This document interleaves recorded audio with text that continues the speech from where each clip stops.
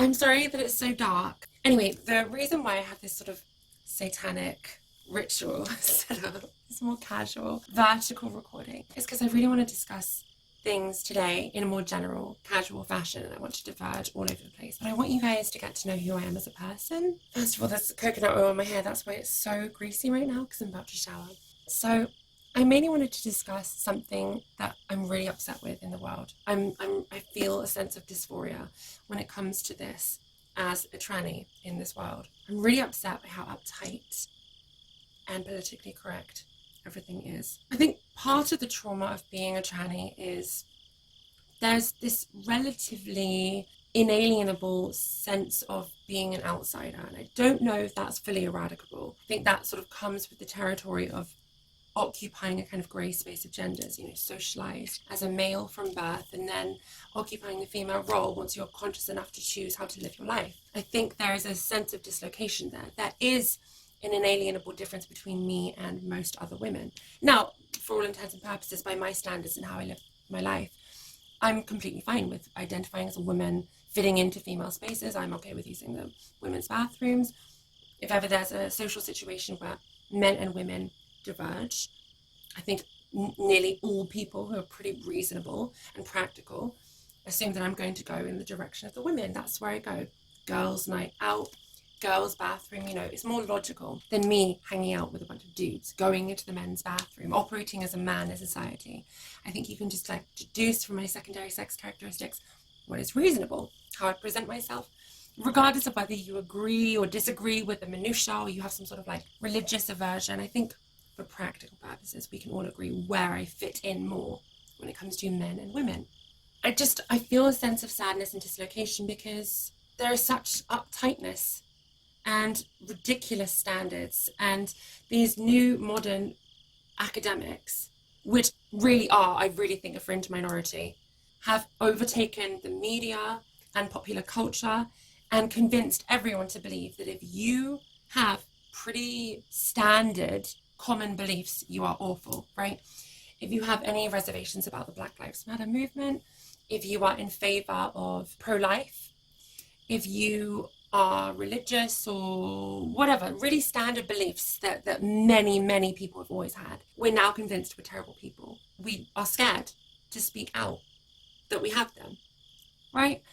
I lean pretty conservative politically. I don't think I've ever said that out loud in a public space outside of some really close friends who align with me politically. Subversively, I'm transgender, but I'm actually pretty conservative politically. I believe in tight borders, traditional values, limited government. I'm very capitalistic. And I'm pretty I fall left on a lot of issues as well. I'm fundamentally definitely for ubiquitous access to safe abortion, and I'm pretty progressive in I'm a tranny, I want equal rights. Crazy, right? But I've always felt so ashamed and never wanted to offend people, especially because my family is very, very left, very socialistic. I never want to offend or ruffle feathers, and I just a few months ago spoke out against the BLM riots a few months ago, and I upset a couple family members, and it just made me shrivel. No, I'm sorry for even speaking out, where I kind of wish I stuck to my guns and said, no, I think the riots were bullshit. I just do. And I think this whole racial shit is bullshit. I feel scared even saying it. I'm so thin-skinned. I don't want to offend anyone, but no, let me cathartically purge, and I'm going to summon strength from the fact that I know people stand with me on this. I'm tired of racial neuroticism. I'm tired of being called a racist or asked to examine my latent racism and being racialized in this moralistic overtone of how we should make assessments based on people's color, how we should walk into a room and see someone and, oh, you're a black person, I'm very sorry, I'm so sorry, I will spend the rest of my life trying to make it up to you.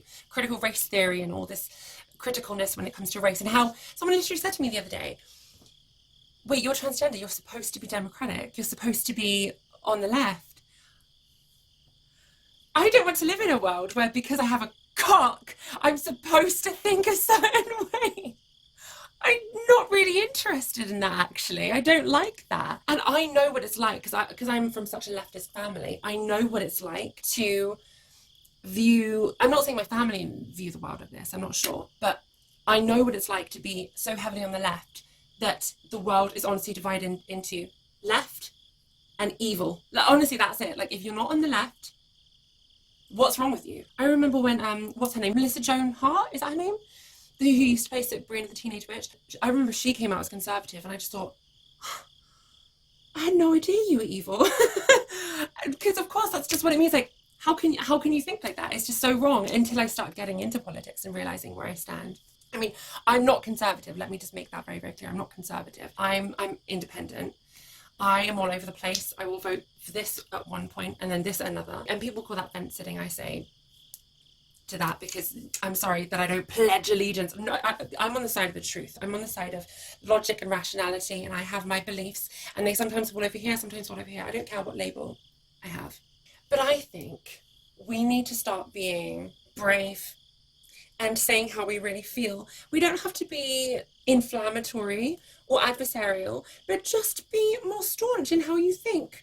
Just say, I think this. And when people try to call you racist or immoral or awful, just rest assured in the fact that, no, I'm not racist. And it does sometimes get to me when I'm told like that I'm a racist or immoral. I want to say, oh, no, I'm not racist. Don't call me that. But at this point, with how everyone has been called everything, there's an ist and a phobic for everything. Don't you just get fucking tired of it? It's so boring at this point. I'm really sick of having this reflex in me to defend myself. I just want to say, I'm not racist. I know I'm not racist. I know I'm not homophobic. I know I'm not xenophobic. I know I'm an open-minded person. You are the one that's come along and started calling me all these things. And I'm really, really tired of it. And I really hope if anyone sees this, and I know I don't garner a lot of views, but I hope if you feel this way too, just leave a comment just to let everyone around us know, don't worry, you're not crazy. I feel this way too, because I do feel very isolated.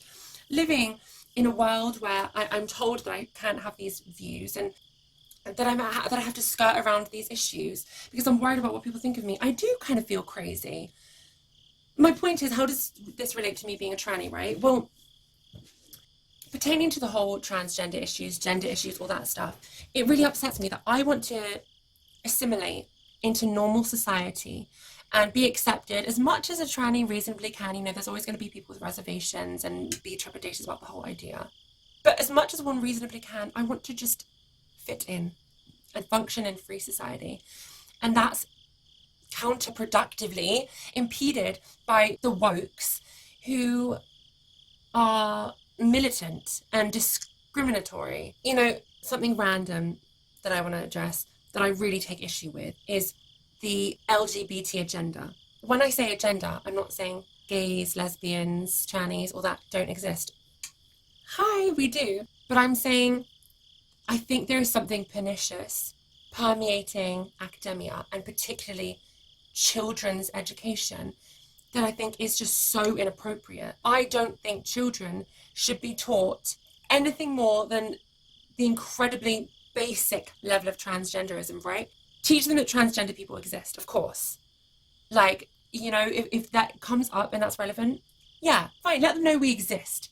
But don't go into it any deeper. They don't need to know the minutiae, the hormone therapy. Pick your gender like it's from a buffet. It's so confusing to a malleable, developing mind. And the fact that children are already naturally fluid in their gender expression and forming their identities, it is so confusing to hear that you can just pick your gender. I think that's very pernicious. I think it's really upsetting to me, actually, because it's creating this tug of war, I think, of many people who probably feel like, I don't think this is appropriate to teach my children. And I'm sure there's many people who don't want to say anything because they don't want to come off as transphobic. Trust me, if you're against young children being taught the ins and outs of transgenderism, a weighty, serious, not glamorous, heavy issue, you're not transphobic for being trepidatious about that. I don't like that children are being taught like that. When I'm talking about the LGBT agenda, I'm talking about this absolute myopic fixation pertaining to LGBT stuff. It is absolutely an obsession. And at this point, I think race is just as much an obsession as the LGBT thing. And by race, let's face it, we're not talking about Asians and Latinos and all this stuff. No, we're talking about whites and blacks. We're talking about whites and blacks and how blacks feel about whites. That's what we're talking about when we talk about race relations and race and whatnot, right? Well, I'm here to say, timidly, meekly, and hopefully not going to take this video down, I'm really tired of propaganda.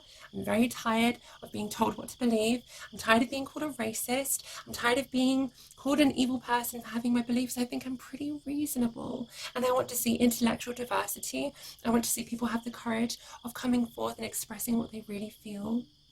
Don't be scared, because I'm here to hold your hand, and I hope you're here to hold mine. I'm a tranny, and I give you permission to criticize the whole transgender movement. I implore you to ask any questions, and I will answer them heartily. I'm completely open to questions. I want discourse, I want reason, I want rationality, and we will never progress in society as long as we bar people from asking questions and having reservations. You are not a bad person. Even if we misstep, say the wrong thing, and offend, that is an inevitability of navigating controversial issues. And I promise you, I'm here for you. Just be here for me as well, because I'm scared as well. But we have to be brave. And you know what? I'm speaking from a place of privilege. No, not white privilege. I'm not talking about my special, mysterious veil of white privilege. That's not what I'm talking about. I'm talking about my privilege of being secluded in a relatively safe village, not having to worry about losing my job because of these things. I'm pretty safe, I'm pretty padded, and I have a network of people to support me. And I say boldly, I support freedom of speech and freedom to say offensive shit and freedom to use whatever word we want. And you know what? We should be respectful. We should be open-minded and compassionate. But we should also exercise our right to freedom of speech to say whatever we want. So this is all over the place, but I wanted to be honest. Come on here and tell you that as scared as I am, I'm for freedom. Take my hand and let's do this. Don't be an asshole though.